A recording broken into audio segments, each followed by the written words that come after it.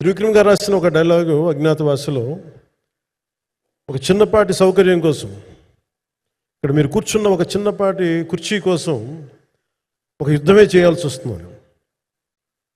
అలాంటిది ఒక సినిమాని చేయడం అంటే ఎన్నిసార్లు మినీ యుద్ధాలు చేయాలి, ఆర్థికంగా కావచ్చు, క్రియేటివ్గా కావచ్చు, వీటన్నిటికీ సంబంధించి. అలాంటిది నేను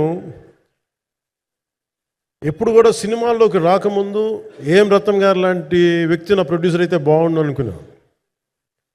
భారతదేశానికి పాన్ ఇండియా సినిమాని, ముఖ్యంగా రీజనల్ సినిమాని జాతీయ స్థాయిలో తీసుకెళ్ళిన వ్యక్తి ఆయన. తమిళ సినిమాని చాలా ఛాలెంజింగ్ తెలుగులో డబ్ చేసి దాన్ని స్ట్రైట్ సినిమాలతో సమానంగా ఆడేంత సత్తా చూపించిన వ్యక్తి. Film industry creative ability, creative potentiality పెంచిన వ్యక్తి. ఈ సినిమా చాలా ఒడిదుడుకులు ఎదుర్కొంది. 2 కరోనా